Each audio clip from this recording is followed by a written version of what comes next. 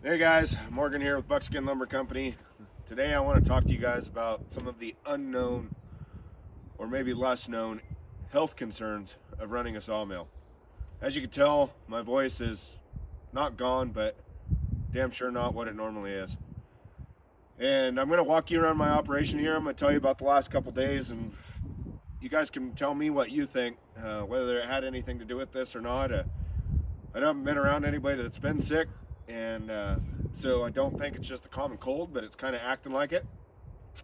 But I'm going to show you guys what I did, and you guys can tell me if you think or if you know of anything and help share on this, because the symptoms I'm currently having are very much flu-like, but no fever, body aches, kind of sore throat, and now last night on day 2, my voices went away. So to start off, I've been working at getting my deck cut up here. And this deck has been sitting for about 3 years. And starting right here at this log, all the way over was all trees. They got moved and put into that deck.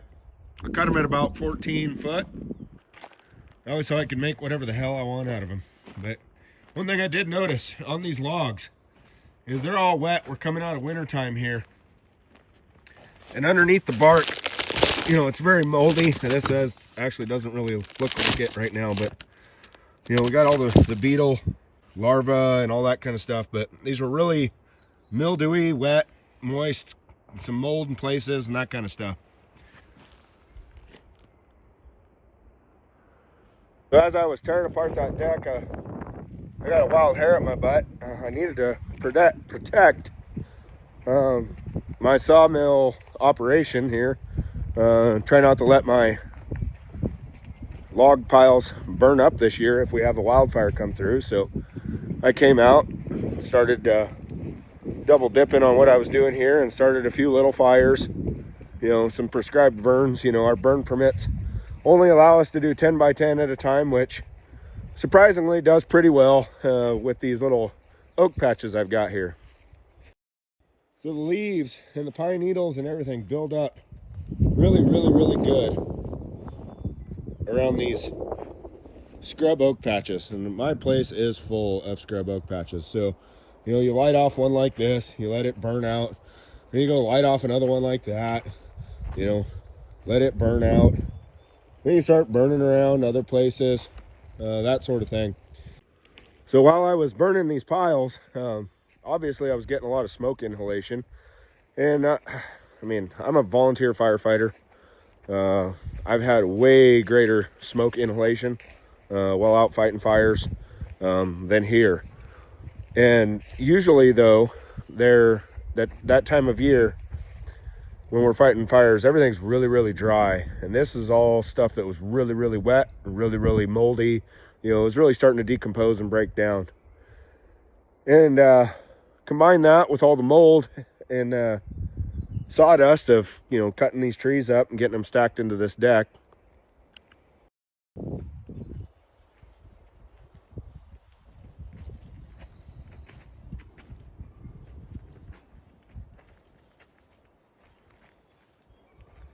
I believe that I got something. I don't know what. You know, I know black walnut sawdust is highly toxic, and I've taken precautions when I mill some of that after I learned about it to wear a mask and not have to worry about that. But I don't know what I picked up out here on this. I still don't think it was the common cold kind of thing. Like I said, flu-like symptoms, and but no fever. You know, if it was the flu or COVID, you know, I probably would have, you know, gotten that fever. But all I was doing was moving stuff around here, inhaling a lot of dust, probably a lot of spores getting kicked up and that kind of stuff. On day 1, I started getting a sore throat that night. Body aches all over. I ended up going to work. Just felt like absolute dog shit. Excuse my language. The guys at work were even like, what the hell's wrong with you, you know? And day 2, yesterday morning, I woke up feeling fine. Went to work, you know, throughout the day just fine. We got home and I was doing some bow shop work, and I really started to smell some of that burn area again, because my bow shop is not far away from where I was doing some burning, and I started to get a sore throat again. And I don't know if it was just talking, you know, because, you know, that is what it is. I talk a lot.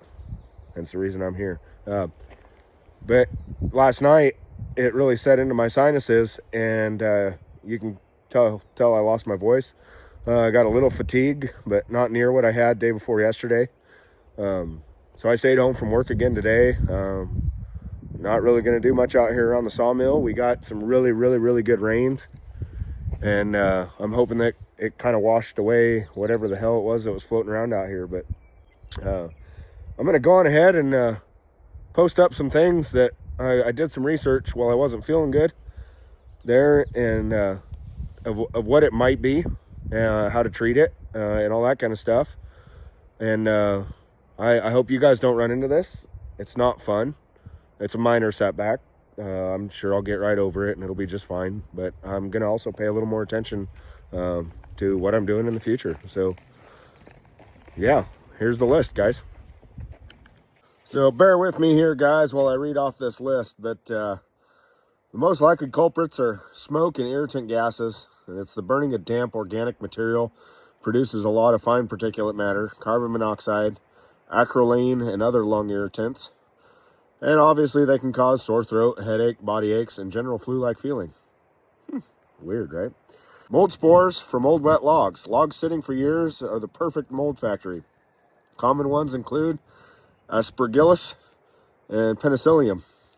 Not penicillin. When disturbed or burned, spores can aerosolize. There we go. Possible reactions are sore throat, chest tightness, fatigue, aches, hit by a truck feeling. Usually shows up within hours. Weird. Organic dust or sick building type reaction. Basically your immune system reacting to inhaled organic particles. This is similar to hypersensitivity pneumonitis. Symptoms are body aches, feverish feeling, chills, cough, or throat irritation. Can hit 4 to 12 hours after exposure. That pretty much fits my timeline. Bacteria from decaying material. Rotting leaf litter and wood can harbor bacteria.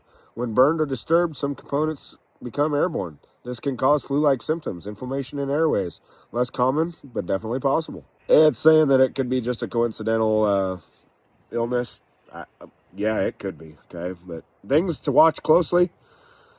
You should watch for shortness of breath, tightness of chest or wheezing, fever over 101, the symptoms getting worse instead of better over 24 to 48 hours. If any of these hit home, you should go get checked out and see a doctor. What we can do right now is get some fresh air, hence the reason I'm out here, just kind of walking around. Hydrate hard. Been drinking lots of wilderness athlete, hydrate and recover, and taking some other vitamins.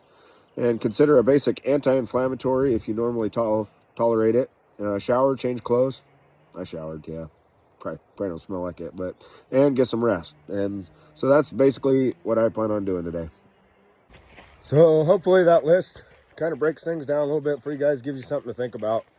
We all know about the major hazards of working around a sawmill, you know, sharp teeth, rolling logs, broken legs, you know, equipment, all that kind of stuff. But there's a few unknown things that we may not think about too often that we probably should just get a refresher on every once in a while. So if you guys found this video useful, please hit the like and share, subscribe, and we appreciate it, guys. Have a good one.